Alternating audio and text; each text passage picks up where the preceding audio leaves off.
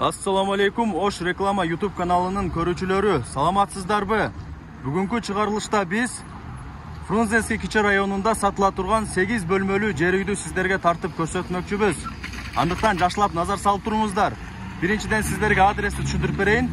Бул жер Фрунзенский кичи району. Мындайча айтканда, бул жер Нокатский подъем деп атап коебуз. Ушул Нокатский подъем менен тууру өйдө жака карап чыксаңыздар, Кирпичный жана ошондой эле Ак Тилек кичи районуна барасыздар. Ал эми сиздер ушул эле көчөдөн ылдый жака карап 200 метр бассаңыздар, Ош мэриянын алдына барасыздар. Анда эмесе сатыла турган 8 бөлмөлүү жер үй мына ушул көчөдө жайгашкан, урматтуу достор. Бул көчөнүн аты Алиева. Анда эмесе сатыла турган 8 бөлмөлүү жер үйгө барыш үчүн ушул көчө менен тууру 100 метр ичкериге киресиздер. Кана анда эмесе кеттик. Бисмилла. Мына урматтуу достор, мен жанагы көрсөткөн көчөдөн тууру ичкериге 100 метр киргениңиздерде оң тарапта сатыла турган 8 бөлмөлүү жер үй жайгашкан. Адреси 129/4. Сатыла турган 8 бөлмөлүү жер үйгө кириш үчүн, урматтуу достор, сиздер ушул көчөгө кирип, тууру ичкериге 50 метр киресиздер. Сатыла турган 8 бөлмөлүү жер үй мына ушул тарапта. Кана анда эмесе кеттик. Бисмилла.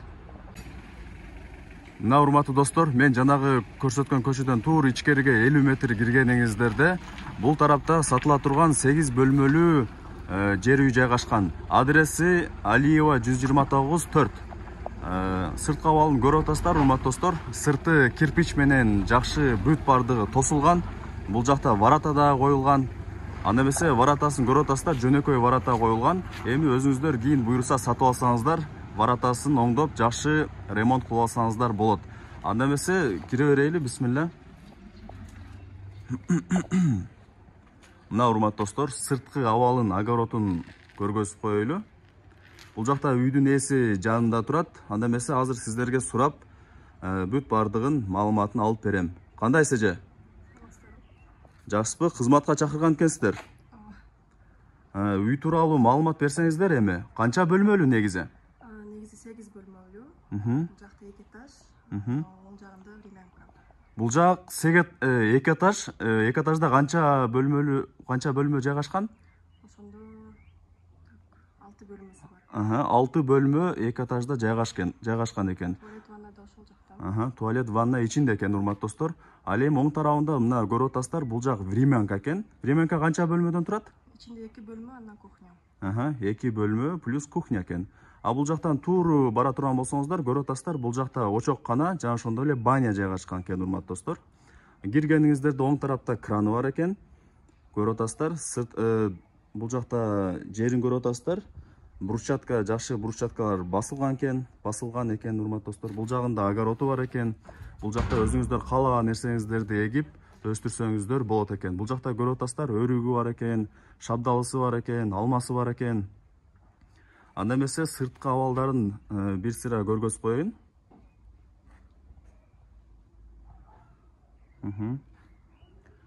Анан условиясына келе турган болсок, кандай условиялар бар? Получается, дом тут условиясы бар. Вода бар, газ бар, отопление бар, газовое отопление. Суу бар, свет бар. Туурабы? Бар. Анда эмесе урматтуу достор, бул жакта алгач эле сиздерге биринчи 2 кабатты көргөзүп берейин, 2 кабаттуу үйдү. Кана анда эмесе кеттик. Бул жакта тепкичтер бар экен, тепкичтер менен чыга беребиз. Бул жакта тапчанга окшогон бар экен, урматтуу достор. Бул жакта чай ичип, эс алып уктасаңыздар болот экен жайында. Анда эмесе бул жакта тепкич менен 2 кабатка көтөрүлө беребиз. Тепкичин көрүп атасыздар, жыгач тепкичтер. Мына урматтуу достор. Бул жагы уже прихожка. Жана ошондой эле айта кетчү сөз, урматтуу достор, бул жактан 2 кабатка көтөрүлүп эле бул жакка түшө турган болсоңуздар, времянкага түшөсүздөр. Времянка 2 бөлмөлүү времянка плюс кухня да ушул тарапта. Анда эмесе бул жакка кире берели. Бул жагы прихожка экен.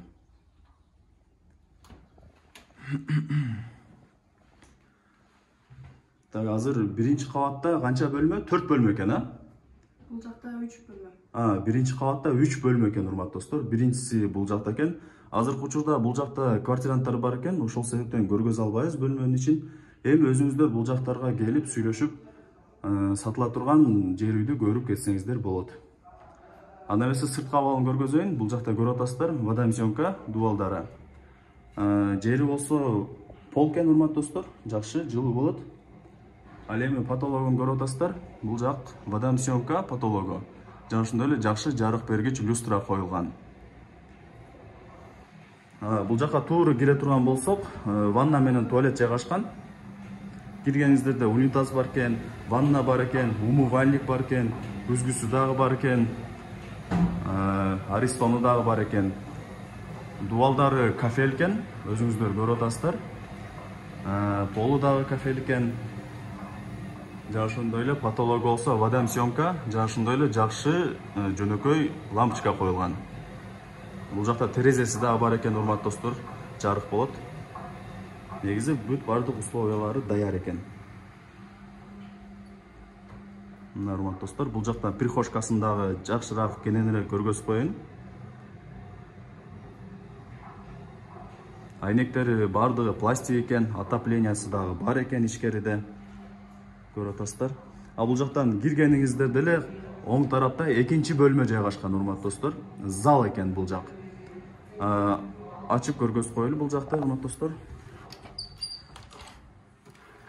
Эшигин көрүп атасыздар, жөнөкөй жыгач эшик коюлган. Кийин өзүңүздөр ремонттоп, өзгөртүп алсаңыздар болот. Полу жери пол экен, урматтуу достор, жылуу болот. Ал эми көрүп атасыздар, дубалдары болсо водоемка, эки айнек коюлган бул жакта. Айнектери пластик эмес, жөнөкөй айнектер. Жана ошондой эле темир тосмолор дагы бар экен. Эки отопление коюлган экен. Жакшылап назар салып байкап туруңуздар. Потологу болсо водоемка, жана ошондой эле жөнөкөй люстра коюлган. Анда эмесе бул бөлмөнү сиздерге бул тарабынан дагы көргөзүп коеюн. Бул жак зал, мындай айтканда конок бөлмөсү. Мына урматтуу достор.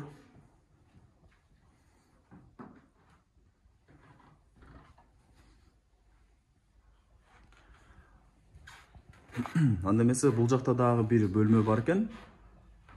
Бул жак азыр жабык экен. Кийин өзүңүздөр келгениңиздерде ачып көргөзөт. Негизинен бул эки кабаттуу үй, биринчи кабатында 3 бөлмө жайгашкан. Өзүңүздөр көрүп атасыздар. Жана ошондой эле туалет менен ваннасы ичкериде экен, биринчи кабатта экен.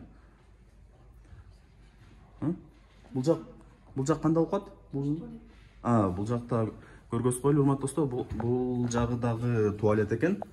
Киргениңиздерде унитаз бар экен, умывальник бар экен, отопление бар экен, жарык бергич лампочка коюлган экен. Бул кошумча туалет экен, урматтуу достор, эске алыңыздар. Дубал менен полу дагы кафель экен. Негизи условиясы жакшы.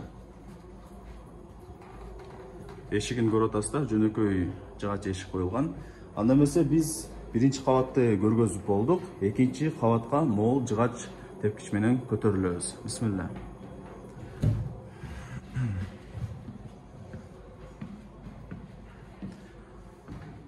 Мына урматтуу достор, бул жакта отоплениясы дагы бар экен, коюлган. Дубалдары водоемка, бүт бардыгы. Потологу болсо бул жактагы водоемка экен. Тепкичин көрүп атасыздар.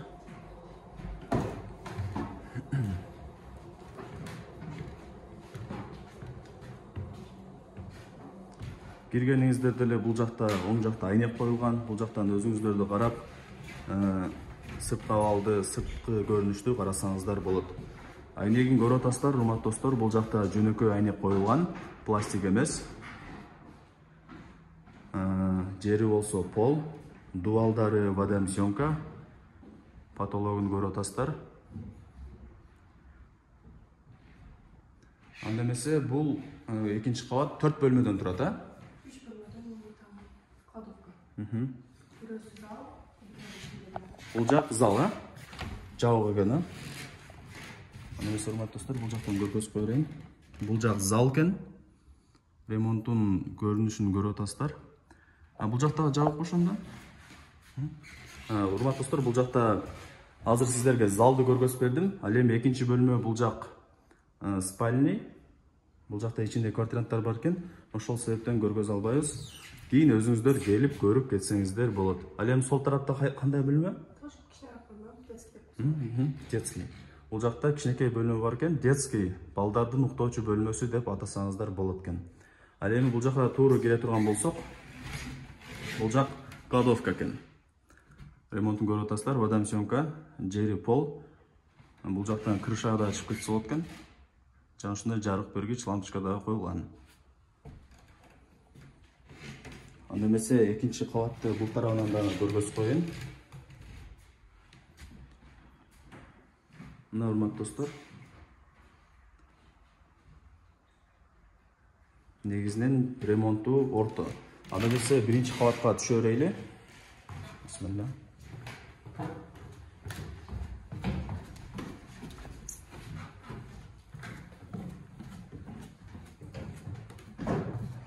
Мына урматтуу достор, азыр сиздерге эки кабаттуу үйдү көргөзүп бердим.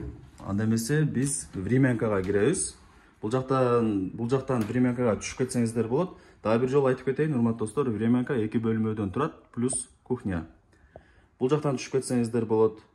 Кааласаңыздар бул жактан отдельно эшиги менен дагы кирсеңиздер болот. Бул жак менен кире берели времянкага.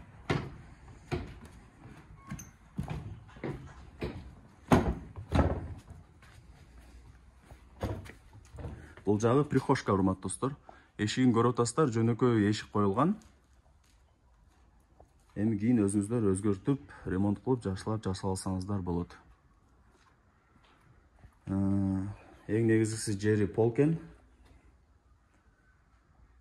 Мына урматтуу достор. Анда эмесе бул ичкериге кире берели. Бул жак киргенде эле азыр кухня болуп калат экен, а? Свет жанабы?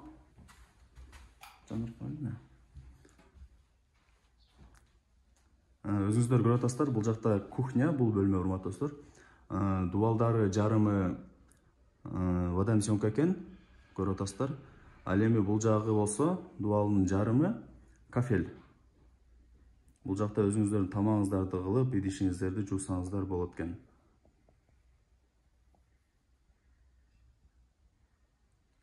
Бул жактын дагы полу жери пол экен, урматтуу достор. Жана ошондой эле потологу водомсёмка, жана ошондой эле жарык бергич эки люстра коюлган. Бул жак азыр эмне болуп калат? Газовое отопление. Газовое отопление. Бүт бардыгы үйгө тарайт экен да бул жактан, а? Мына урматтуу достор, бул жакта газовый отоплениясы бар экен. Бүт бардык үйгө тарайт экен. Бул жакта өзүңүздөр көрүп атасыздар, өзүнүн турбалары бар экен. Азыр бул жактан туура кире турган болсок, кандай бөлмө? Комната? Зал мындай чыкканда, конок бөлмөсү, урматтуу достор. Бул жакта азыр квартиранттар бар экен, ошол себептен бул жакты дагы көргөзө албайбыз. Негизи бул жакта конок бөлмөсү жайгашкан. Ал эми бул жакка кире турган болсок, кандай бөлмө? Эс алуучу бөлмө деп койсо болот. Ичинде ким бар азыр? Закрыто. Мына урматтуу достор, кийин өзүңүздөр келип көрүп кетсеңиздер болот. Анда эмесе чыга берели бул жака.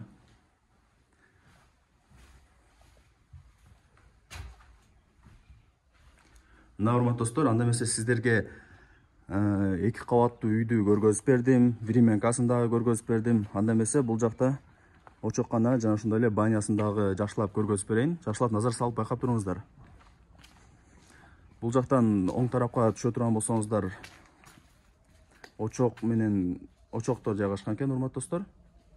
Ичине кирбей эле коеюн. Ал эми бул тараптан эшикке кире турган болсоңуздар, бул жакта баня. Кийин өзүңүздөр ушул жакта жуунуп отурсаңыздар болот. Бул жакта дагы өзүнчө бир арт жакка өтө турган жол бар экен, урматтуу достор. Анда эмесе көргөзүп берели. Бисмилла.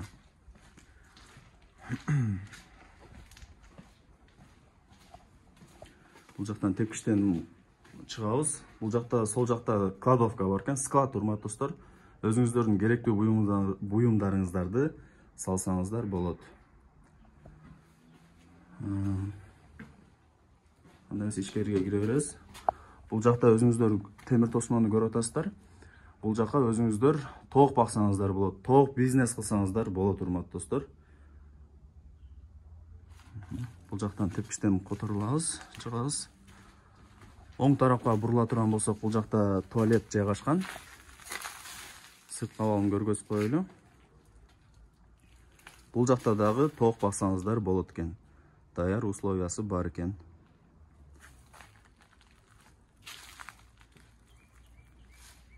Урматтуу достор. Мындай айтканда, бул үйдүн арты болуп калат экен. Бул жакта дагы сырткы жол жакка чыга турган эшиги дагы бар экен, урматтуу достор. Эки тараптан бул үйгө кирсеңиздер болот. Ал эми бул жактан туура кире турган болсок, бул жак очок гана, жок кечиресиздер. Отун гана экен, өзүңүздөрдүн отуңуздарды ушул жакка жыйып тизсеңиздер болот экен. Мына урматтуу достор. Дагы бүт бардыгын көргөзүп болдук, а? Мына урматтуу достор, азыр сиздерге сатыла турган 8 бөлмөлүү жер үйдү көргөзүп бердик. Анда эмесе үйдүн алдына бара берели.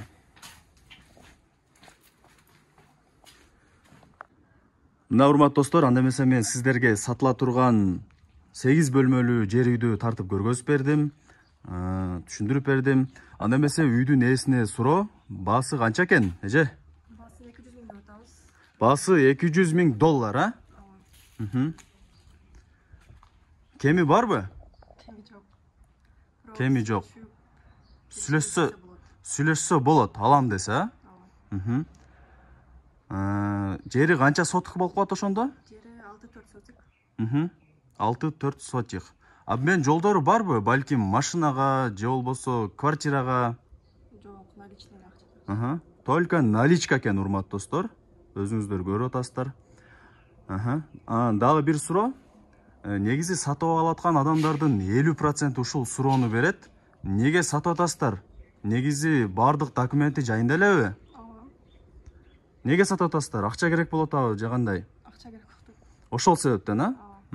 Мына урматтуу достор, анда эмесе мен сатыла турган 8 бөлмөлүү жер үйдү көргөзүп бердим, түшүндүрүп бердим. Бул жака үйдүн ээсинин номерин белгилеп коем. Өзүңүздөр чалып сүйлөшөсүздөр, келип көрүп кетесиздер, балашасыздар. Негизинен өтө сонун үй экен, урматтуу достор. Шаардын так центринде, тынч райондо. Анда эмесе мен бул чыгарылышты жыйынтыктайм. Баарыңыздарга ийгиликтер болсун. Сак саламатта көрүшкөнчө.